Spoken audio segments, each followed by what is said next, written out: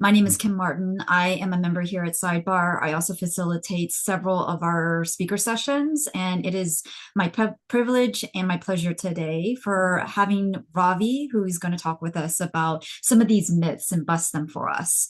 So, Sidebar, what is Sidebar? We are an invitation and referral led leadership community where we are founded and built on the values of generosity, trust, transparency, growth, and also, again, did I say generosity? Yeah, I'll say that again. We're on a mission to unleash the potential of everybody.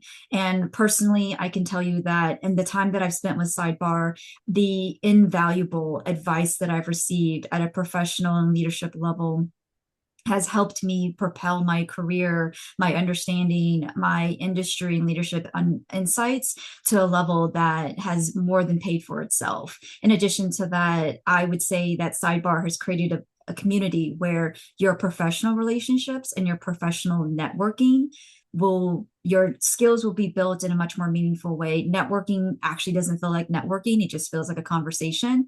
And in addition to that, the relationships that you built will be carried with you. They're built on you. They're not built on the company that you work with or the job that you have or the title that you might carry. None of that actually matters. What matters is the human connection within Sidebar. So the great news is that as you leave companies and as you change and switch roles, you would always have within Sidebar your relationships versus a company that you work for or a role that you might change. So just some things to keep in mind. If you're interested, reach out to me. I'm happy to have more conversations with you. And going back to this, we have these speaker sessions. We bring in these wonderful, intelligent, insightful, provocative conversations with leaders like Ravi to engage us, to teach us, and to make us think a little bit more. So Ravi, tell us a little bit more about yourself. Yeah, awesome. I'm excited to be with all of you today. So my name is Ravi. I'm a product leader and product builder. Up until about 4 or 5 years ago, had followed a pretty classic product executive track. I was a chief product officer at Tinder. I led consumer product at TripAdvisor. I led a team focused on Gen Z at Meta. And for the last 4 years, I've been focused on helping product builders, product leaders, leaders in tech really level up. A big thing that I've done is teaching courses and creating courses for Reforge. I've had over 20,000 people go through those courses. And today I spend a lot of my time working with small companies to help them nail their product strategy, to help them really build out a great product team, and to help people navigate what's happening with AI, both from an execution standpoint. My most recent course at Reforge was AI prototyping, but also from a strategic standpoint. I also helped create a course on AI strategy with Brian Balfour. And I think both of these kind of highlight the tension. We can do a lot more, but if we don't know how to accomplish those things, it's not going to lead to anything valuable, as Mother was saying. I would encourage everyone to turn your video on. You elected to be here. We've got it about an hour together. I think you'll get more out of it. I'll definitely get more out of it as well. I know it's not always comfortable, so if you have to keep it off, that's fine. But I would encourage you to turn your video on, even if you're going to go and do other things on the side. I understand. But I found teaching a lot of courses at Reforge, the folks that have their video on get a lot more out of it than those who don't. Awesome. So let's jump into the conversation today. And I want to talk about three myths that I'm hearing about AI and why I think there's a different, really important truth underlying things. And so the three myths that I've been hearing over and over again, and they create a lot of angst about where things are going. There's a lot of volatility. I think this is companies are sort of to blame as well because they keep claiming that they're laying off people due to AI. I don't think that is true at all. I think these companies had to lay off people anyway, and so it's not helping the matter. And so there is one view of the AI future, which is creativity doesn't matter. AI is going to do all the generation that we need. Software is obsolete. There's going to be a SaaS apocalypse. Why do you need any sort of software products at all when AI can just create the software it needs on demand? And then product management is dead. And I would extend this to just the product development team is dead. What do you need a team of engineers and designers and product builders and marketers and user researchers for when you could just tell the AI what to build, it'll figure it out and get it built. And so that's one vision of the future that I'm seeing. If you aggregate a lot of the naysayers and the maximalists, that creates a pretty dark vision for the future. I'm actually seeing things play out very differently. I work with a lot of teams, all the way from small startups to big tech companies, and so I'm seeing things play out in a different way. And I wanted to talk a little bit about each one of these ideas and what I'm seeing that's different. The first one I want to talk about is the idea that creativity doesn't matter. And so, actually, I want to start out by going back in time. Imagine you're in Birmingham, England. It's a gray, rainy afternoon in 1965. There was a 17-year-old welder named Tony who clocked in for his last day at a sheet metal factory. He was about to embark on his dream. His band was leaving for a year-long tour, and he was finally going to chase his dream of becoming one of the world's greatest guitarists.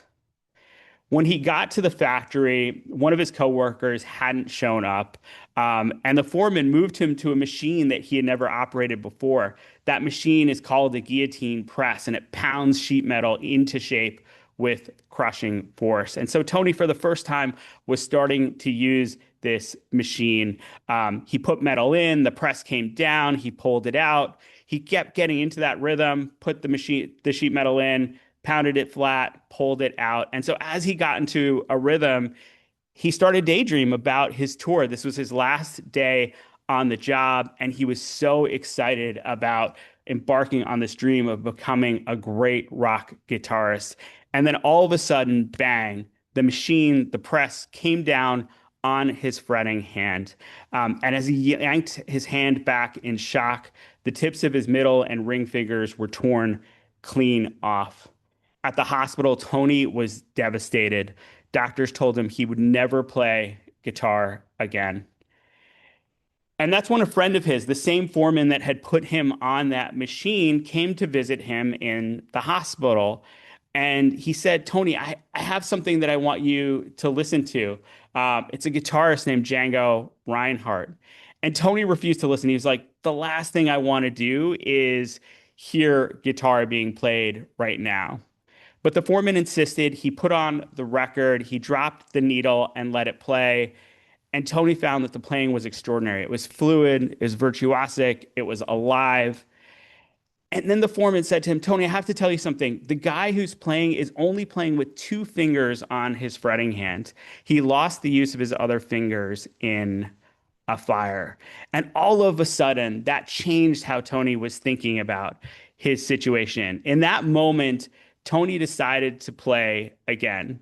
He fashioned prosthetic fingertips from melted down plastic thimbles. And so, he could start to play guitar again, but he couldn't play as fast as before. And so he leaned into thick, slow power chords. And this is what it sounded like. Hopefully, everyone can hear the audio.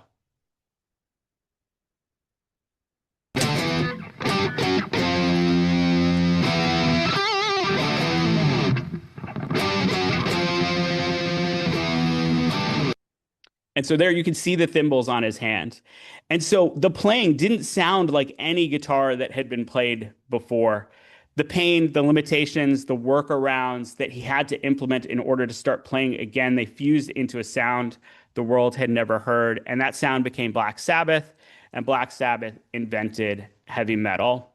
And what's surprising about this story is it's not an aberration. If we think about the history of creativity, we see over and over again examples of people who are pushing through limitations to create something completely unique. Freddie Mercury's trademark four-octave range came from having extra teeth. Kanye West recorded his seminal song Through the Wire, literally rapping through the wire after a car accident had wired his jaw shut. Beethoven composed his Ninth Symphony while profoundly deaf. The isolation of being deaf pushed him towards music that was more structurally radical because he had to compose it not by the sound, but actually by the vibrations. Henry Matisse, bedridden after surgery, was unable to stand at an easel and paint, and so he started cutting shapes out of paper and pasting them onto a blank canvas. And those cutouts are now considered some of his most famous work. And this is a picture of Chuck Close. Chuck was paralyzed after spinal surgery. And as a result, he can only move his hand a little bit in every direction. And so what he does is he has a brush strapped to his wrist and he builds his paintings cell by cell on a grid. He paints a little part of the painting, then an assistant moves the canvas, and then he paints a little part of the painting, and that's given rise to a look and a feel that is all his own. There's actually countless examples of this happening. When I was researching, putting this together, there was 30, 40 examples. I couldn't include them all here. And so a key question to ask is, well, why does this pattern repeat? Why do the most human frailties actually result in the most profound creativity? And that's because both artists and then the audience who consume what they create crave novelty.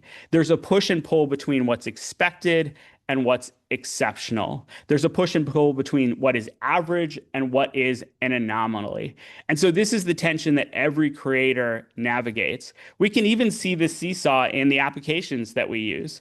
Instagram raised the floor on polished photos, and Snapchat was the reaction saying, no, actually, we want photos to be authentic and raw. And in that case, they will be much more laden with value, social value for the people that are receiving them. YouTube creators continue to elevate the production quality of their work. And then TikTok came in and said, no, we want raw video. Spotify eliminated the friction in listening to music, and now vinyl has come back, which is expensive and slow and physical, but forces intentional listening. So when everything becomes glossy and shiny, people crave something that is raw and authentic. And so what's really important is an idea that is central to creativity, which is creativity is a self-correcting system. And today we're seeing the same push and pull with AI. The quality of AI continues to rise, but as that quality rises, what used to be astounding with AI, we start to read as AI slop. It becomes expected, it becomes average. And so as AI gets better and better at generating things that are high production value, the human fingerprint matters more, not less. And we can think about this in a matrix of different types of people that are using AI, different personas, and how they want to use AI in order to get what they want. And so this is a matrix that we cover in the AI strategy course. And it's a simple 2x2 matrix where one axis is taste, which is the creator's ability to judge what is good or what is not. And then the other axis is craft, which is the creator's ability to actually achieve that bar, to achieve that judgment of what they feel like is good or not. And if we plot out the four different personas that are on this 2x2 matrix, we get an interesting set of segments, each of which we can tune products for in order to create great products for end users. And each of these you can use as a consumer of products to sort of understand what product you want to use at what time. And so the upper side of this, the upper quadrant, are prosumers. These are people that know what good looks like. They have the skills to achieve it. They're creating great things with AI. And what they want is AI not to replace their creative potential, but actually they want AI that amplifies their existing capability without taking over control, without undermining their creative vision. The other element of this matrix are new creatives. So these are people that have the vision for what they want in the world, but they've lacked the execution skill. They want AI to bridge the gap between what their imagination says, what they have in their mind's eye, and what they can create. And for example, there's products here like Descript, which is a AI-enabled video editor. So the person who didn't have the craft of years of skill learning Adobe Premiere can now go in and create great production quality video using a much easier system. And I'll talk about some other examples as well. So the idea with new creatives is that AI is enabling a person who has the vision to actually use AI to supplement their craft and create an output that they're excited about and proud of, and that reflects their creativity. The next are delegators. And so these are people that don't have sort of a sense of what they want. They don't have the craft to achieve it. And what they really want to do is, in the past, they would hire someone to do the job, and now they want to delegate to AI. They just are interested in the output. And then interestingly, we have apprentices. These are people who are often early in their careers. They're honing their craft. They have more skills than the average person, but they're also training their judgment. And so they want AI as a coach, as a helping hand to help them go from being an apprentice to being a professional. And so, actually, if we use this framework to look at products, you can start to see that the really successful products actually squarely aim at users in these different categories. So, in the software development tool market, we have tools for prosumers.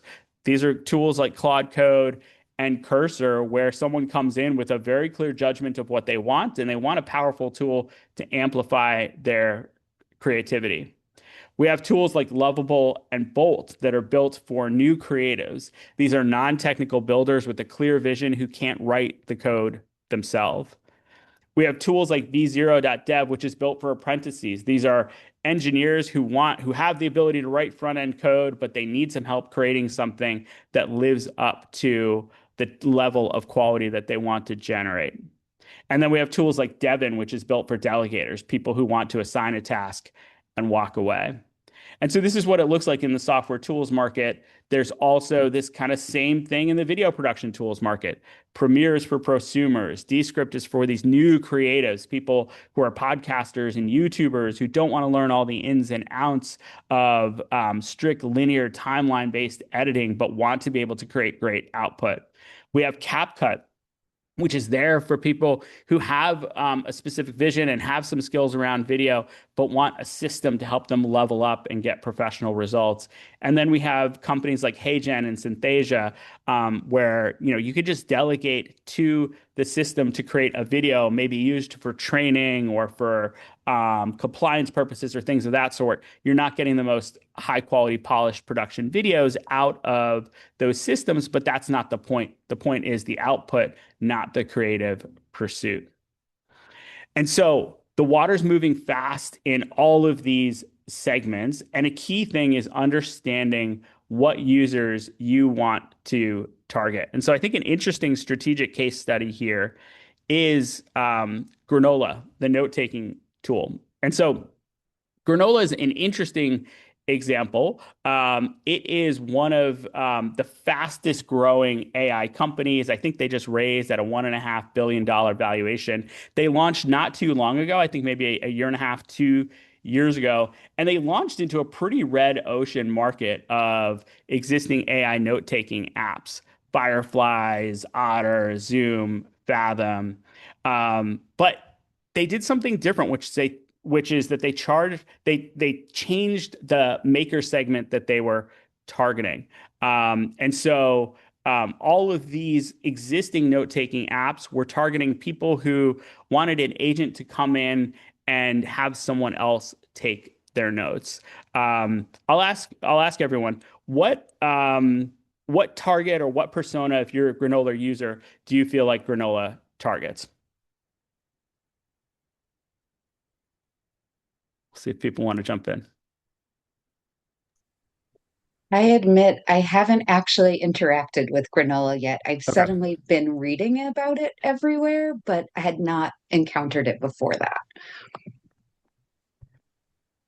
Well, I'll talk a little bit more about like how they built out what they've got and why it's sort of found an interesting gap. Randir Randir, actually, good. yeah, go ahead. Yeah, good to see you. Hey, good to Yeah, see so you. what Yeah, what segment is granola targeting? I love granola, and I switched from, as you said, the red ocean. And for me and the people I know who love it, there were two things. One is the people who were using a transcription service, I'd call it, and making notes on their own, like either Notepad or like here, my physical notebook or whatever. Yeah. They wanted to combine the two. And that was the big thing. And then the second, I think, which came a little bit later, was the recipes. What do you do with the data, especially across things? I'd say that's a little bit more of a niche segment. But the initial core segment was these are not just a transcript, these are my notes together with the transcript. Perfect. I think that exactly nails it. Manju said something similar, which is my notes without an intrusive agent in the meeting. And so all of these existing note-taking apps solved the problem of I want someone else to take my notes. But there's an interesting and really important other segment in this market, which are the professional note takers. And many of us here are in this category. We are people that live and die by our notes. It's not just that we want someone else to take meeting minutes that we send out, it's that we actually need really good notes for ourselves to be able to do our own job. And so rather than solving an autonomy use case, a delegator use case, Granola said there's actually an interesting thing here, which is we want to amplify people who are already taking notes by using a transcription to help them make those notes better. And so Granola built a tool that doesn't join your meeting. It's like a notepad that transcribes in the background. It waits until you type something. Whatever raw notes you type, it uses the transcription to augment those. And as a result, by not doing the same thing as everyone else, but by solving a similar use case in a way that targeted a different persona, they're now one of the fastest growing companies around AI. And I've got the numbers here. They raised 125 million at a $1.5 billion valuation about a month ago. And so all of this leads to something which I think is really important. It's not that creativity doesn't matter. It's actually that creativity provides the context that harnesses the potential for AI. And so it's important that when you're designing products, when you're thinking about your own things that you're creating, that you think about it through that lens. What are you bringing to the table, and what gaps do you need AI to fill? It's not the case that in all things we'll just want to delegate to the AI. Your vision, your creativity, your understanding of the world that is not in the training data is uniquely valuable. And so it's not that creativity doesn't matter anymore. I think if anything, it matters more than ever because it is ultimately the context that gives AI its power, and AI is powerless without good context. And so I'll actually pause there. I'll see if there's any questions before we move on to the next myth that I want to get into.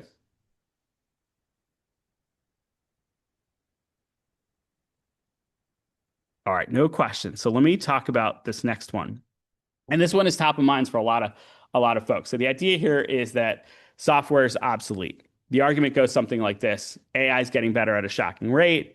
AI can now write its own scripts and apps on the fly to answer nearly any question. So why do we need SaaS when AI can just create it on the fly?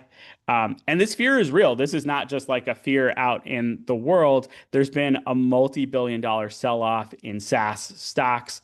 Wall Street has kind of bet, especially in the beginning of the year, that SaaS is dying. There's been a little bit of a bounce back, but SaaS companies are still off by about 20 to 25%. And so what's interesting is this idea of software being obsolete is actually not only not true, I think the opposite is happening. And so let me explain why I feel that's the case.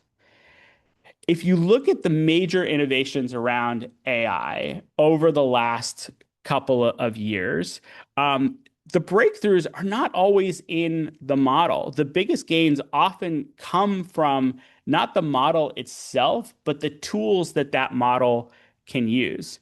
And so the first example of this was Perplexity. Perplexity was really interesting because it was the first LLM that had access to web search. And so if you rewind back and you remember the days of ChatGPT, when you would ask it a question and it would say, oh, I can't answer that. That's not in my training data. So if you asked it something about something that happened in the news a week ago, it would be like, I can't answer that. That's not in my training data. And so what Perplexity did was say, hey, we can give LLMs a tool, which is the ability to search the web, and then it can pull in the latest information and then generate an answer based on that web search. And so they turned an AI from a chatbot that was frozen in time to a real-time research assistant. And they did it with not by creating their own models. They were using off-the-shelf models from OpenAI and Anthropic. They did it through innovation around tools. This is also true of Claude Code. As a coding model, that model was available in GitHub Copilot. It was available in Cursor. And so the breakthrough here was not in the model itself and the ability for it to get better at coding. The models have gotten better at coding, but that was a minor thing compared to the fact that Claude Code lives on the command line. And as a command line tool, it could access thousands of command line tools that had been built over decades. And so it can read files, search files, run packages, use GitHub, run an app on the system, debug the app, take screenshots, do all of that. And so Claude Code, the huge breakthrough there was that they put a coding agent or a coding model in a harness with access to all of this tooling, and they gave it the ability to use those tools. It's the same thing for OpenClaw. For many years, people have been talking about the rise of agents, but it hadn't quite happened. And so the thing that really led to the breakthrough in agents is not a new model. It was a skill system that lets the agent use shell commands, lets it use your browser, lets it use APIs, lets it use any of the apps on your machine. And so it had explosive growth, over 100,000 GitHub stars. But the key thing is there's not a single line of proprietary AI model code anywhere in OpenClaw. OpenClaw is all about the harness. It's all about the tools that you give to the AI. And so underlying this, I think, is an important concept. And it reminds me of MIT's motto, which is mens and manos, mind and hands. And the idea is that intelligence is meaningless without the hands to act on the world. And in this AI era, we can think about the idea that AI is actually the mind, and software, rather than being obsolete, software is the hands. And so that brings me to another question, which is, why can't AI just build what it needs? Why does AI need off-the-shelf software when it could just write the code for whatever software it needs? And Anthropic recently put this idea to the test by asking Claude Code to autonomously run and build a very complicated piece of software. They wanted to see whether or not Claude Code could write a working C compiler from scratch, and they tested that by compiling the Linux kernel. And so Claude Code wrote 100,000 lines of code without any human intervention, and it worked. The compiler was able to compile that Linux kernel and do so without errors. But there's a catch. Yes, it worked. The catch is it took 2 weeks of time and $20,000 in token usage.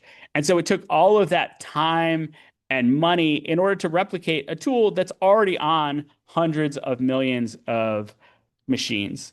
And so that is for a complex, but not the most complex piece of software. The amount of time it would take to replicate Photoshop or a video editing tool like Premiere is orders of magnitude more than a C compiler. So it's not the case that the AI can just create whatever it needs when it needs without significant investments in time and significant investments in tokens. And so a really key idea here is that as AI gets better, brighter minds need stronger hands. And this is exactly why I think SaaS companies who are smart about navigating this actually have a really important role to play. Because ultimately, these companies that have built up products, your companies that have built up products over years, have the ability to take those products and turn them into a superpower for AI. And one of the topics that I talk about within the AI strategy course is the fact that when you're generating your AI strategy, don't just think about it in terms of AI capabilities. There's actually 3 building blocks that you have to build winning AI products. There is, of course, the AI capabilities, and there's an ever-expanding set of capabilities that you can use to solve problems for customers, or that you as a customer of those products can use to solve your own workflow needs.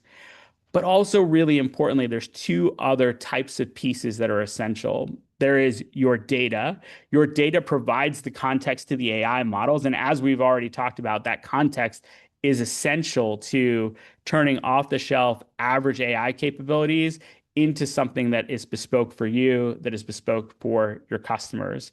And then the third piece, which is really important, and increasingly so in a more agentic world, is the functionality that you can give to the AI, which might be functionality that your product has. It might be MCP servers that you're using, might be connecting into Jira or Slack. All of these building blocks give your AI superpowers. And so a key thing to think about is how these different building blocks actually connect to each other. Your data provides context to the AI. The AI then generates output, which actually becomes part of your proprietary data set, creating a really important flywheel. Your functionality, your product determines when to orchestrate, when to use AI capabilities. And then the AI capabilities themselves can be given a set of tools that we talked about that give those AI models superpowers. And so, one interesting example of that is Descript has recently released their API. And so now you can build an agent that can edit video using all of the power of Descript. And that is something that, the AI wouldn't be able to build on its own. And so if we go back to our granola example, we can ask the question, well, how did granola build a product that people love?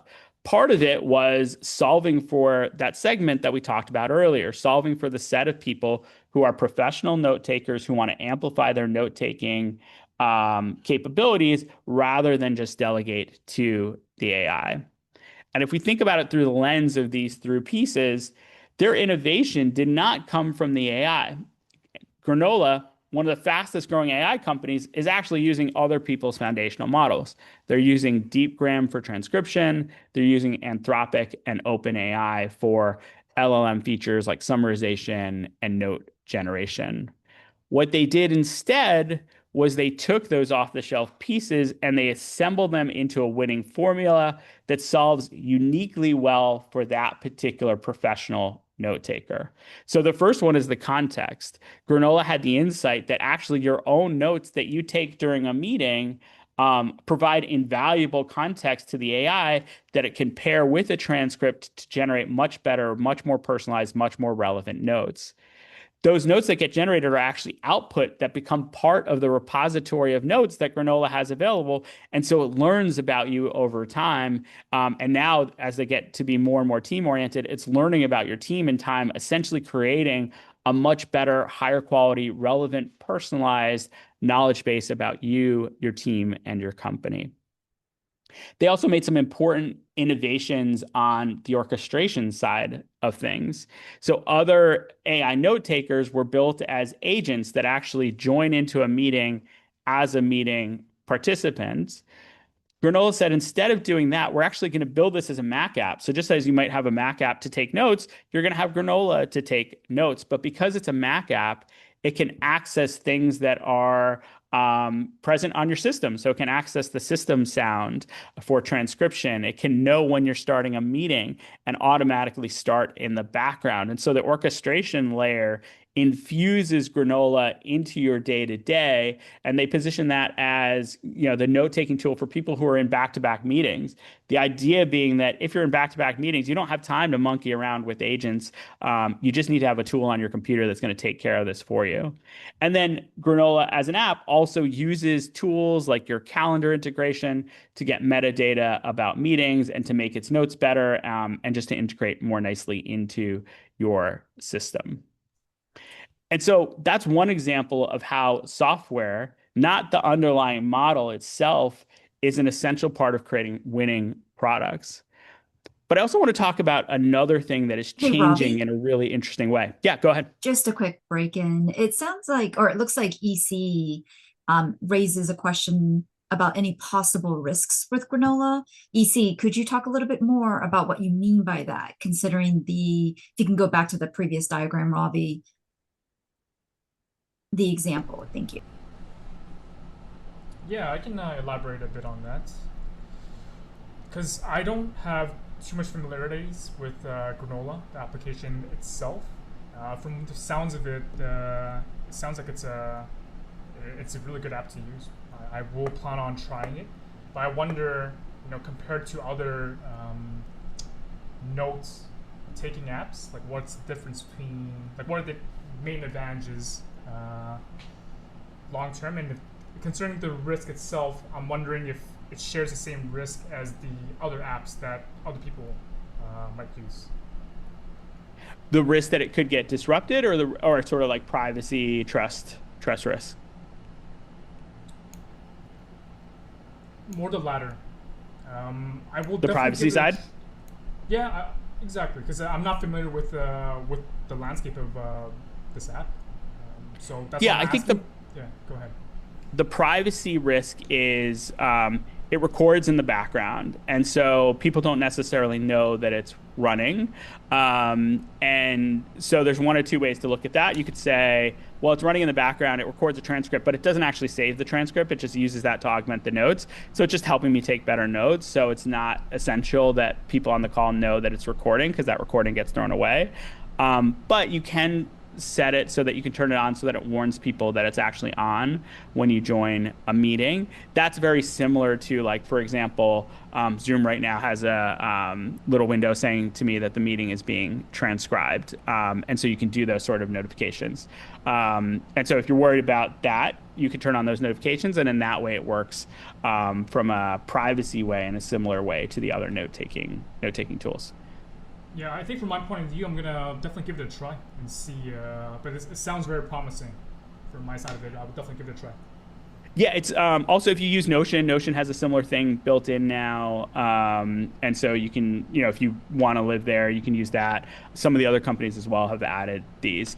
My key thing here was not to promote Growing. I don't have anything to do with them, but to talk about an interesting example of how one of the fastest growing AI companies actually hasn't done any foundational AI work. What they did was they found an unmet customer need, and then they assembled the pieces in a way that met that need really well. Awesome. Thanks, EC. Great question. Thank you, Ravi. Any other questions before I move on? All right. So the next idea that I wanted to talk about, which is in the same vein, is if we go back to our example of Tony Iommi, his sound changed because his hands changed. And so that leads to a really important thing that is something that I think is critical to building products today and understanding which products to integrate into your workflow. And the reason for that is we can actually think about a spectrum of different interfaces, from more digitally native to more human native. A guitar is a very human interface. Every finger, every angle, every degree of pressure, vibrato, they're all creative variables that translate directly into the sound. If Tony had played the keyboard, the story would have been different. Maybe after some rehabilitation, he would have sounded exactly the same. He wouldn't have invented a new sound. So no new sound, no Black Sabbath, no heavy metal. And I think what's important about this is, for decades, software has been built like a keyboard: buttons, toggles, form fields. As humans, we're forced to think like computers and interact with computers in a way that they can understand. If you think about a button is just the simplest on or off. It's a digital interface. It's a bit or a Boolean. But now that is changing. And so in the past, we've had digital interfaces. They were buttons, toggles, drop downs, form fields. These are all just manifestations of how software works under the hood. And so that meant that humans had to do translation work. We had to think about our creative intent and then map those to keyboard shortcuts. And we had to manually perform repetitive tasks that the computer couldn't anticipate. And now, because of the power of AI, we're moving to much more human interfaces. Human interfaces are things like speaking, writing, sketching, gesturing, facial expression, body language. These human interfaces are human. They're nuanced. They are rich with meaning. They're high bandwidth. And so most of computing history, the human end of the spectrum just wasn't possible because we couldn't build software that understood human speech. It was too complicated. We couldn't build software that understood natural language. It was too complicated. But today, AI lets us build interfaces that understand human intent instead of forcing humans to understand software limitations. And so I think we're about to see way beyond the chatbot a whole revolution in the way that we interact with computers. And we're already starting to see early examples of this. So for photo editing, it used to be I'd have to use selection tools and layers and masks. And now I can just say, make the background blurrier or brighten the subject's face.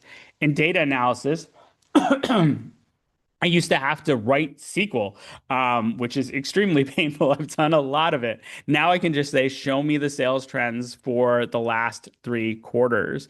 For document creation, I used to have to do everything manually and like monkey with, the increasingly large toolbar on Microsoft Word. And now I could just say, create a professional proposal with sections for summary, timeline, pricing. And with video editing, I've used that example of Descript. It used to have to be that you'd have to learn a complex timeline, how to trim frames, how to select frames, how to adjust audio levels. And now you can just say something like remove all the ums from this interview and trim to the section where we talk about the following thing. And so we're just at the beginning. These are, examples of natural language. I think we're going to start to see much more human interfaces, and all of those human interfaces will be built by creating software that enables them. And so this idea that software is obsolete, I think, is actually the opposite of what is true. Software is a superpower that's going to give AI the power to act on the world. And so if you're in a software business today, yes, there's some volatility. Yes, there's some threats. It's strategically a really intense time, but it doesn't mean the jig is up. I actually think that the smart companies are going to reinforce their position, and establish much more of a switching cost for incumbent companies. I think one interesting example of that is Atlassian. They just announced a whole bunch of really interesting AI tools that I think help to preserve their position today, not erode it. And then this also creates a bunch of opportunity for startups, for people who have interesting and new and creative ideas, to think about how people interact with computers and how people do their workflows in a much more human way. Ravi, I And so have a yeah, go ahead. question myself. So it's interesting because I always see software as an opportunity to create an outcome, to create, and for me, I define outcome as transformation, as change, as progress. And something that I believe we sometimes struggle with is the lack of clarity or the lack of comfort or the struggle with comfort and clarity on being able to articulate and specify in what that desired or visioned outcome and change or transformation really needs to be in order to be able to better be the hands that utilize the AI mind. Do you have any thoughts around A, what do you think about that comment? And B, do you have any ideas as to help us become much more specific, targeted, and clear on that? Yeah, I think that's a beautiful way to describe what software does. And one of the things I think is really helpful is to frame this back to customer needs, and especially unmet customer needs. At the end of the day, we're trying to serve our customers. There's a set of problems that we have been able to solve for them. And now with AI, there's a new window of problems that we can newly solve for them that were impossible to solve before. And so our job as product builders is to figure out the Venn diagram between what are the valuable unmet customer needs, what are the outcomes that they really want, and what are the new capabilities that AI offers. And when we can do that, we can build AI features that solve customer problems. And I think one of the challenges today is because AI is moving so fast and we have all these new solutions, people tend to focus on being solution oriented rather than problem oriented. So, and the early phase of this was everyone dropping a chatbot into every surface of every piece of software, which you didn't necessarily need, especially if that chatbot didn't work very well. But if instead you can think deeply about what your customers want, what are the outcomes they're solving for, what works today, what doesn't work, then you can figure out what pieces of AI can you bring in to enable those outcomes. And that is even more important than I think the AI research and the foundational AI technology. So, Ravi, here's a thought at least on that. So, Kim, to your question, I think software has, at least in my mind, B2B, which is a space I know, has always solved a problem, except that it solved a problem at the expense of someone else. So, if you think about a CRM software, CRM actually solved the software for actually sales management, but the person who it did sacrifice is the experience of the individual rep. In HR, it solved the problem of the HR person, but the employee suffered overall, as an example. So it's always solved a problem for someone at the expense of someone else. Correct? This has been called the hey, who's the buyer versus the user dichotomy, at least in B2B SaaS overall. And I think finally, correct, there's an opportunity to bridge that overall, that it doesn't have to be solving for the problem at the expense of someone else and creating overall, correct? Like some people call it headless, correct? Like sort of thing that, again, headless is not a new concept. Overall, it's been existed in the SaaS world for 2 decades. It's finally coming to the world. It's making it possible. But that's at least how I have thought about this topic. Yeah, I think this is a really great way to think about it. I think there's sort of an old problem and a new solution. I think there's an old problem of companies, solving differently for the buyer versus the user, and then over optimizing for the buyer and under optimizing for the user. And that's always created interesting cases of disruption. I think Slack was a good example of that. But I think more to the point, based on where we're going right now, the interesting thing is personal software. So it used to be that the cost of creating software was so expensive that you have to create software that solves for the averages. And in that averaging out process, certain users got left behind because the software wasn't doing a great job of solving for their needs, or was specifically not solving for their needs so that it could be more generally deployable within a organization. And today, that fixed cost of creating software is much, much less. And so you can actually afford to have much more custom solutions, custom workflows that are more personalized, that are doing a better job. And so I think that this smart SaaS companies are going to start to understand that and think about ways that they can make their products part of a personalized workflow. To go back to my Atlassian example, one thing that they recently announced is the teamwork graph. So they're opening it up so that using an MCP server or using their APIs, you can access everything in your Jira and create agents based on Confluence docs and Jira tickets and people and other resources. That's a bold thing, right? A company which has prided itself on having this kind of data moat, now exposing all of its data makes it vulnerable. But I think it does a good job of solving for this idea of personal software and making sure that you're not getting in the way of it. Because I think companies that get in the way of that are inevitably going to get worked around, and companies that enable it could become the important system of record for that personal software.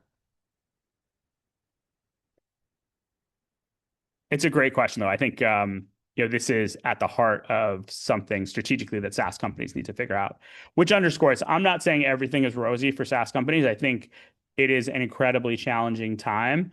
But the idea that software is obsolete or software is dead, I think, is inaccurate and leads people down to the wrong conclusions. But there's also correct. There's also any software CEO at this point of time, if they're not expecting a 30% churn in their customer base over the next, 3 to 5 years as these contracts come up for renewal, also is living in denial. Correct. So agree. Software is the solve for it, but software is the problem that software is a solve for in some ways. Yeah, and I think the question is, where are they going? Like, how are they solving this? If they're solving this by building their own solutions in Claude Code, that's a potential threat. But that's, that requires a significant amount of investment of time and energy, both to create and then to operationalize. So that's a key thing. Is like, where is that churn going, and how do we create as much of a block to it as possible? Are these verticals that the foundation models are building as well, right? So that's eating up a lot of solutions that are needed. So that's so how do they compete against that? It's going to be interesting. Yeah, I think that's an important surface of competition. There's a push and pull there. I think the the thing that is unique about LLMs from a competitive strategy standpoint and these big labs is this is the most horizontal technology that's ever been created. And so for the first time, an online therapy company and a data analytics company are both competing with the same competitor, ChatGPT, right? Because both Yep. people are going to ChatGPT for both of those use cases. And so it enables them to quickly get into both, to horizontally solve for those as well as to quickly build around verticals, especially with skills. At the end of the day, though, they have to have a general purpose interface, which may or may not solve for a legal workflow or for an accounting workflow. Yeah. And so that's where I think deeply understanding your customers' needs and how to solve for those in a very specific way is essential to being able to create sort of differentiated value for them in a world where there are these very capable horizontal tools. Bobby, Right. So that, great point. Sorry to interrupt, Manju. We only have yeah. about 5 minutes left, and I know, Robbie, you have one more topic. We also have the survey, so go ahead and thank you so much. You just want to move forward. Yeah, definitely. Great questions. I will quickly go through this so we have a couple moments at the end. All of this typifies the idea that product management is dead. One of the things I would question is the best practices of product management weren't designed to help you build great products. They were designed to help you avoid expensive mistakes. And think about the minimum viable product. How many customers are just looking for something that just barely meets their needs? They're not, right? That's something we're doing to solve for our own need, which is we don't want to invest too much unless we're sure there's going to be a return. And so the entire product lifecycle was designed to actually delay building to a moment where you had enough conviction to justify it. And that has led to a product development lifecycle that really operates as an assembly line. So research, then ideation, then spec, then detailed design, each time trading off effort for more signal. And what's really important is that AI is collapsing the cost of building working software. So it's no longer the case that we have to make these trade-offs. You can often create a functional prototype, maybe even faster than a wireframe or a static design. And the fact that we have this cost collapse means that the fundamental way that we're working is changing. It's not dead.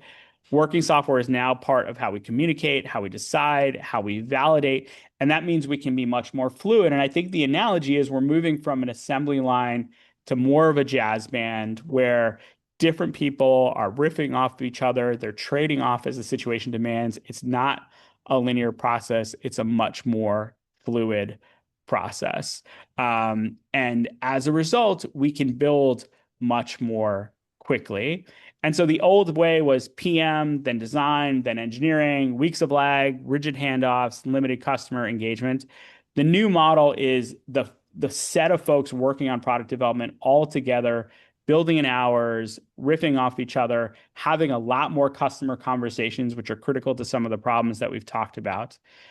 And that means that the role of product management and product development teams is not dead, but it is changing in a fundamental way.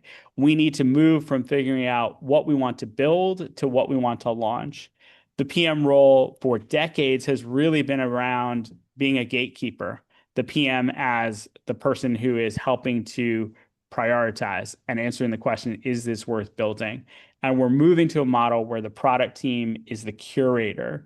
And the key question is this worth shipping? And now the fact that we can build more, we can talk to customers more, means that we don't have to relegate ourselves to building minimum viable products. We can build a product that customers actually love. And so instead of product management being dead, I believe product management is moving to managing what matters, using judgment, taste, curation, and leadership to ship better for our customers. And so AI doesn't replace product managers and product development teams. I think it demands more of them. And so, I went through these myths. I'm not going to go through it again, but I see a very different future than the one a lot of people are talking about. And I think this is one of the most exciting times to be building. And so in this era where creators and builders play a role, I think they're playing the most important and most vital role, which is pushing the frontier forward. And in that role, I hope the AI can keep up with all the creativity, all of the vision that we have. I know we've only got 1 minute left, but happy to stay over for any questions if people have them. I also want to make sure we get the survey link in. Thank you so much, Ravi. And thank you so much for letting us know how we can get in touch with you. Everybody, I just shared the survey link. In addition, there's some questions. The recording is on YouTube's channel. Give us about 48 business hours and you will find it on Sidebar's, excuse me, I said YouTube channel, Sidebar one word, YouTube channel. So yes, the recording is available out there. And again, Ravi, if you don't mind, can you put your contact information also in the link? And then I'm just going to show the survey as well. Yeah, perfect. I'm putting it in the chat now. Yes. And amazing. So it looks like we're at time. Ravi, thank you so much for generously agreeing to another minute or two. Looks like we've got some questions. And I'm just doing a quick check. Apologies for everybody who you're not going to get your question to, but you can always reach out to Ravi. Ravi, I'm going to offer you as that person. But it looks like we've got Marie-Ange. How do you judge taste in this new era? Do you want to get off mute and ask that question a little bit and elaborate? Yeah, thank you so much, Ravi. This was amazing. So my question is more as we are thinking about, especially product leader, we talk about context a lot. We talk about judgment, good judgment. We talk about taste. How have you seen people demonstrating all this quality during interview, during conversation? What does it look like in practice? Yeah, I think I have an interesting view on taste, which is I think there's no like objective bar for taste. I think taste is what you personally think is great. And in some cases you'll have an opinion, and in some cases you won't have an opinion. In some cases you'll have like an idea and then you'll delegate or work with someone else, collaborate with someone else to help you realize that idea. And so I think in terms of just investing in that, it's really a matter of building up your sense of judgment, your sense of what's good and what's not good. And also thinking about where do you have strong opinions, right? Like as a product builder, you likely have strong opinions about what products you use, what they do well, what they don't do well. You may not have strong opinions about music or something else. I think all of us have a personal gravitational pull to where we see beauty and where we like to implement it and where we like to create and craft. And so in that way, I think the taste is very personal and not purely objective, something that we can evaluate. Thank you. And Thank you. And if you think about it in the product context, you could think about taste as sort of being good taste in a business is really evidence that you understand what customers want, are able to deliver it to them in a way that creates value for them and value for the company. Thank you so much. I will follow with you on LinkedIn since our time is up. Yeah, that sounds good. This is an amazing question. I think we could talk for an hour about it. That's okay. Yeah. Thank you.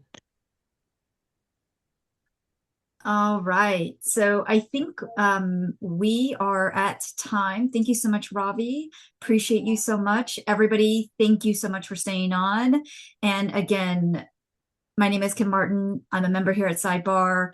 We always, we're so grateful for speakers like Ravi to come in, share their insights, share their expertise, and for the audience like you staying so engaged with us. Thank you so much and have a wonderful rest of your day. Thanks, everyone. Great to be with you.